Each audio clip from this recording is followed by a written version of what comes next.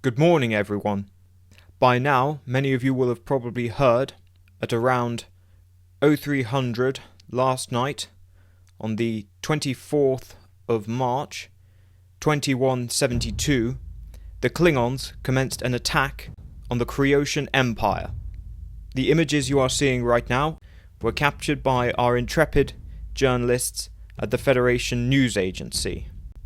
Many of you will have been following the build-up for of this particular crisis for many months. We have previously put out historical documentaries such as the film Klingon Attack that goes through some of the details of an invasion like we are seeing. But for those of you who are missing context or would like a perspective on this, I will summarize the crisis. The Klingons and Kriosians are historic neighbours, have been for centuries. Since as long as the Klingon Empire has existed, its twin, the Kriosian Empire, has also existed. These two empires did not always get along. However, in the earlier part of the 22nd century, the Klingons eventually formed a military and political alliance with the Kriosians, and this was in opposition to the expansion of the Orion Syndicate. This political alliance lasted up until 2160, when a new sovereign ascended to the throne of Krios. This sovereign was far less enthusiastic in regards to relations with the Klingon Empire. She was instead far more interested in the prospect of a political alliance with this newly formed, what was previously known as the Coalition of Planets and is now named the United Federation of Planets. Now, the Klingons and Kriosians have had a historic alliance not just because of their geography, that they share a border with one another and they share many interests, but they actually have quite a bit in common, particularly culturally. The Kriosian language is distinctly Klingon, and the Klingons make the argument, a reasonably strong argument, that the Kriosians are an extension of the Klingon people, or indeed the Klingons are an extension of the Kriosian people, but they both speak largely the same language. They also have a very similar culture and history of military tradition and pride and a martial warrior culture. The Klingons and Kriosians have much in common.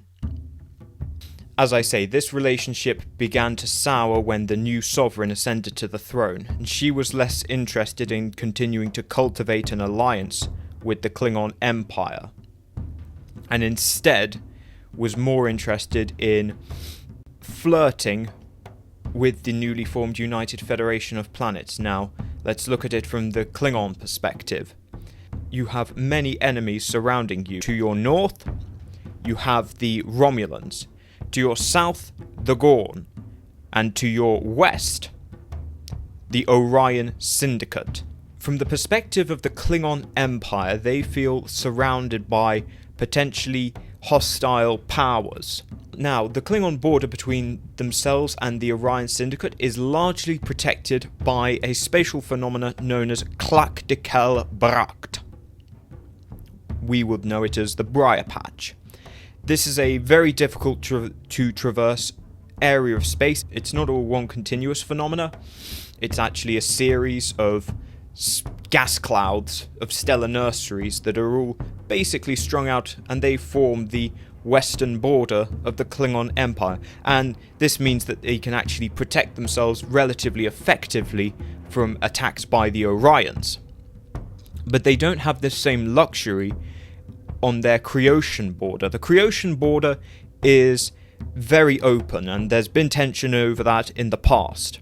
Previously, when the Kriosians were more neutral, the Orions did exploit this to attack the Klingons through Kriosian space. So there is some tension there, and the Klingons feel very vulnerable on that particular flank.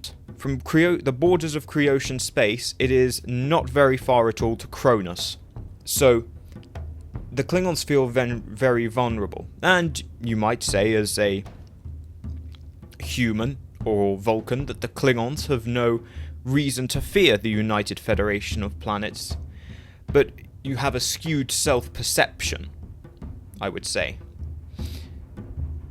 To members of the United Federation of Planets, it is clear that it is a defensive alliance. But 10 years ago, the Federation was at war with the Romulan Star Empire, and that war ended with an Allied strike into Romulan space, destroying the Romulan infrastructure at Cheron. And at that point, the future Federation demonstrated a capacity for aggressive action, particularly aggressive action in the name of defense. Put yourselves into the Klingons' perspective.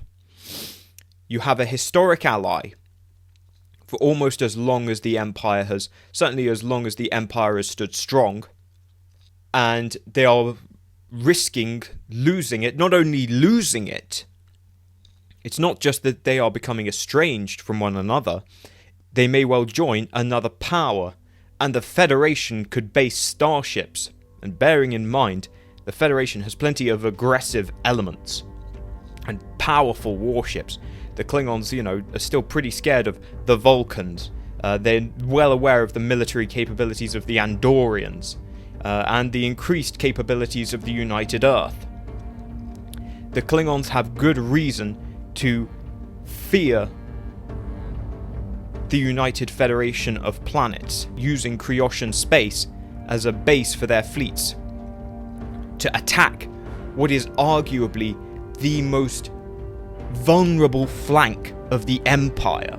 This is why, as I speak today, on the 24th of February 2172, that the Klingons have launched an invasion of Kriosian space. Now, the invasion is ongoing, the details are continuously fuzzy. As you can see here, we have captured footage of Klingon ships and some of Kriosian ships. The Kriosian fleet is definitely of good quality and is well motivated and has a proud tradition of its own, but the Klingons simply outnumber the Kriosians. I suspect we will see the fall of Krios within a few weeks, if not a few days. Just as Kronos is very close to the Kriosian border, so is Krios Prime close to the Klingon border, and so it's very likely that the Klingons will reach Krios Prime before long. So, thank you guys for watching. I hope this video has improved your understanding of the situation and given you a greater overall perspective for the current events unfolding in Krios. Thank you very much.